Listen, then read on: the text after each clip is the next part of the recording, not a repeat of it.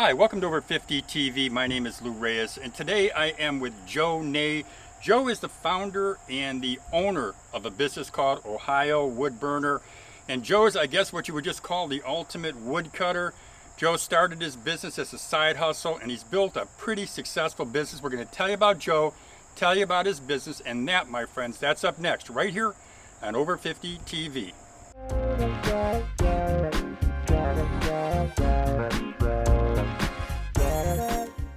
Hi, welcome to Over 50 TV. My name is Lou Reyes, and today I'm with Joe Ney. Joe is the owner, the founder of a business called Ohio Wood Burner.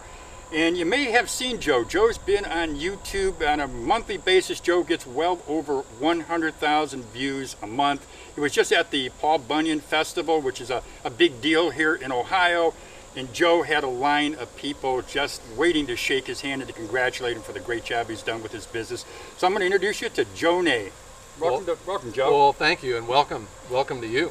Cool. Glad to have you here, Joe. It's awesome to have you here. I've been watching you on YouTube for a while, and I can't believe that you're here in my wood yard. This is awesome. Yeah, well, I'll tell you what, I'm really excited. I've always, I guess maybe, the little kid in me just enjoys being around the machinery and all the wood here. So what I want to do is just ask Joe to tell us how he started his business. And as I mentioned, he's over 100,000 views a month.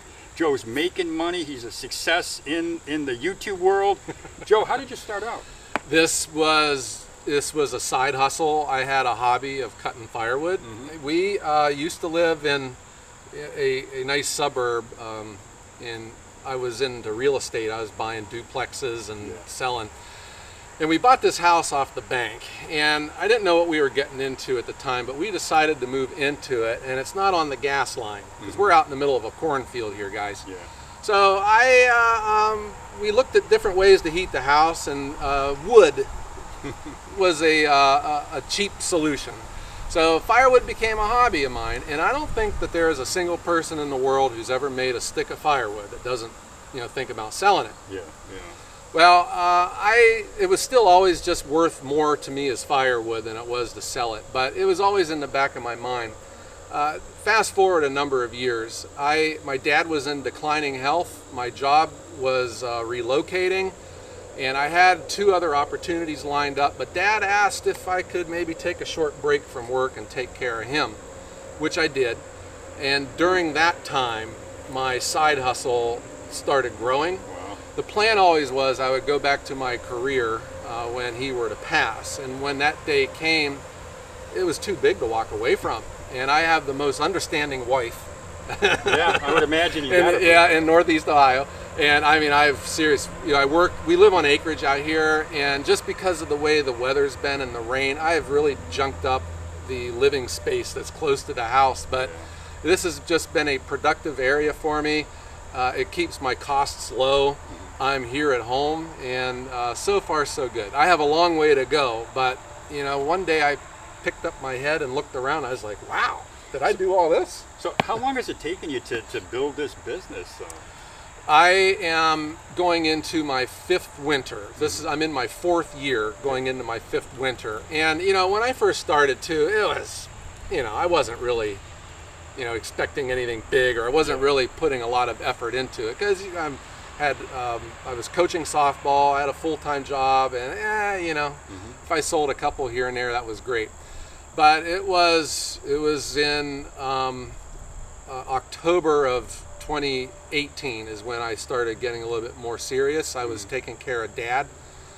He passed in the fall of 2019, in that short amount of time, and it was learning about, and I had blind spots getting into this. You think about selling firewood, but when I got my very first customer was a very high-end, high-profile, high-volume restaurant. Mm-hmm. And the first thing you learn is if you get one restaurant, it's not going to be your last. Yeah. And within a short year, I went from 1 to 13 restaurants. Yeah, and it's almost like a passive income. Yeah. But you still got to work for it. Mm-hmm. But it is still income that you can project that you are at least going to sell that much each month.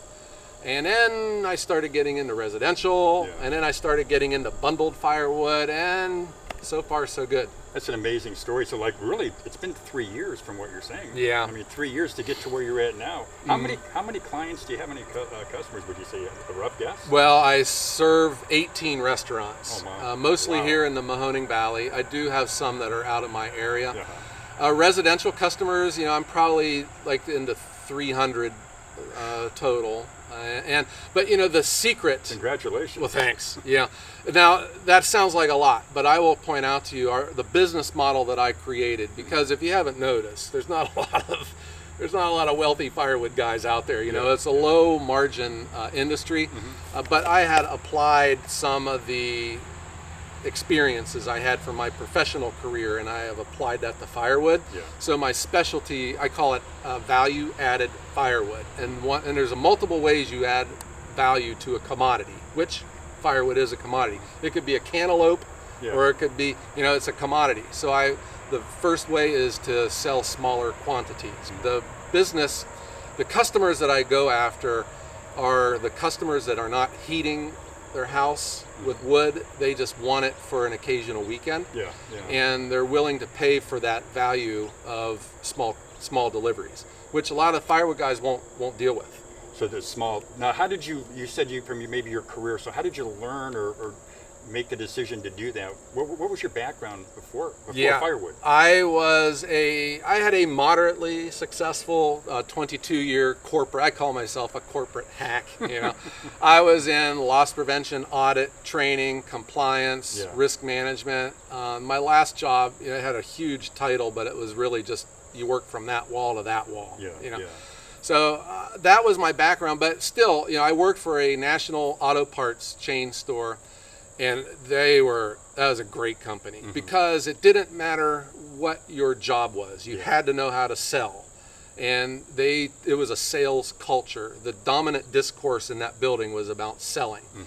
And on top of that, what it taught me was about the importance of brand uniform, customer service, your delivery model, and I apply all that to firewood. From there, I worked for a grocery store chain, and that's where I learned what value added was all about. Because Important. and I'll tell your viewers, go into the grocery store and look at the produce section. You can buy a wrapped container of cantaloupe that has like 3 chunks in it, and you'll pay more than you could buy the entire cantaloupe for. Absolutely. And that's what people are willing to pay for that convenience, because they don't need a whole cantaloupe. The same thing can be applied to firewood. So you use the principles that you learned at these 2 corporate gigs, these Right. two corporate jobs. You use those same principles to build a successful business. But how did you build a YouTube channel? Let's talk about that, because you got a successful business and now you build a YouTube channel that's successful too. Yeah, the YouTube thing, that's what I call it. The YouTube thing, it just happened by accident. I would like to say that we had a grand vision and we've charted our course and executed as planned. It happened by accident. My daughter was sent home last year when they shut down all the colleges. Yeah. And I had just bought my Yappa 365 Pro, which is, at the time, was only the 3rd machine like this in production in the United States. I took a risk with it. Yeah. But when we started filming the videos, it generated a lot of interest. And then I was allowed to throw in some personality, and crack some jokes that no one around here seems to laugh at, but it's getting me some traction on YouTube. And the next thing I know, we're growing. And I had no idea what was going on. My daughter had to explain all this to me. She says, "Dad, you're going to be able to monetize, your videos." And you mean I got to pay now to put these on? She goes, "No, you get paid." So you didn't know anything at all about YouTube? I was on YouTube all the time, but I mean, as a producer, as a content maker. No, I didn't. And so now both my firewood enterprise and the YouTube channel are on the same trajectory. Yeah. And they're both growing. And the YouTube thing, it's been a blast. It has. And I'm serious. I always say I might be blamed for the high unemployment rates, because people see that You don't need talent to have a YouTube channel, so everyone's quitting their job and starting this. No, you sell yourself short because you're definitely personable on there, and I could see why people would wait in long lines to get to meet you. I mean, it's pretty obvious. What would you say though has been the biggest challenge as an entrepreneur, whether it's as a YouTuber or as a person who started a firewood company? Mm-hmm. So I thought the first challenge was just the mental part of it. It's scary. Yeah. All right. You know, if you were born and raised, I grew up in a steel town, and you were born and raised, I was the first one from my family to go to college. Mm-hmm. You get that job, you work until you're 60 something, and then you retire. When that first day ended, where I didn't have a job to drive into anymore because this was my job, it felt weird. It felt wrong. And I can see where that fear for people, I mean, that is for real. Yeah. Let's not even ever discount that. Yeah. It is for real. But I am the living proof though, guys. If I can do it, I know, and I think, being over 50, I think that there is this balance between you don't have a lot of wiggle room to screw up, but you also got a lot more experience than what you did when you were 20. Yeah. And I'm going to be honest here too.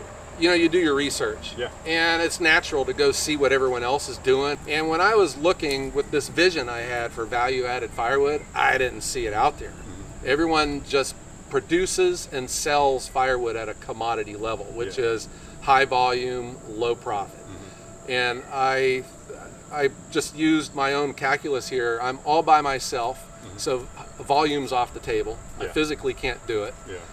The capital expenditure for machines to make volume is off the table because I can't afford it. So I went for margin, and I just thought about those cantaloupes and what I can do to add value to firewood to command a higher price. Well, it's funny. It's interesting to me because what you talk about is some of the basic principles that I think a lot of us forget. I mean, you went for margin. Some people will go for volume with a low margin, and they have no margin, literally no margin for error. Right.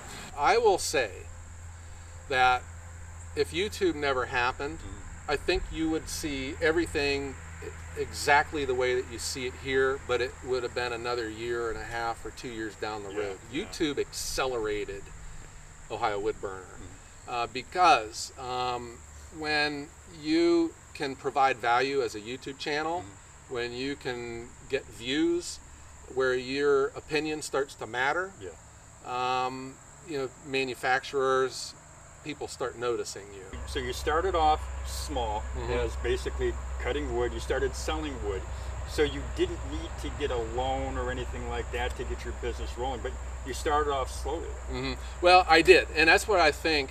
If firewood was my hobby, it could be baking is your hobby, or woodwork. You have tools already.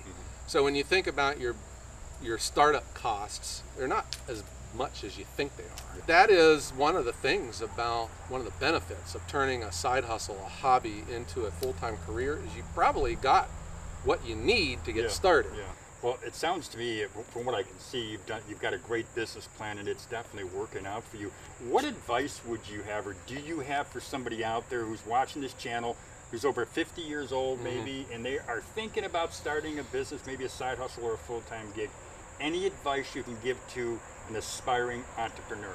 Yeah, the first thing I would tell you is shift gears immediately from hobbyist to business. You don't have to quit your job. You don't have to lose that safety net.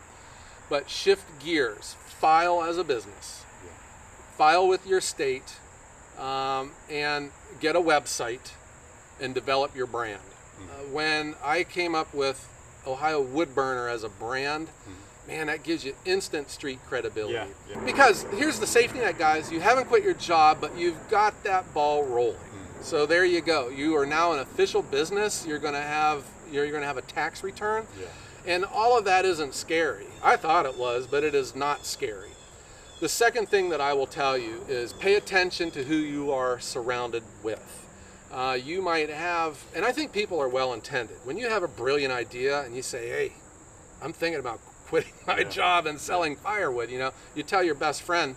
My best friend told me, Joe, there's a guy down my street that sells firewood, and he has 3 washing machines in his front yard. So I knew you have to be careful who you are around. Well, you've done a great job, and I really admire what you're doing. Thank I you. admire what you've done with your channel, of course. That's how, that's why I met you. But yeah, you've done a great job, and I want to thank you for being with us here today, Joe. Yeah, thanks for buddy. coming out, Lou. Thank you. Well, this is Lou with Over 50 TV, and as you can see, I've introduced you to an entrepreneur, a successful entrepreneur who's doing what we'd all like to be doing.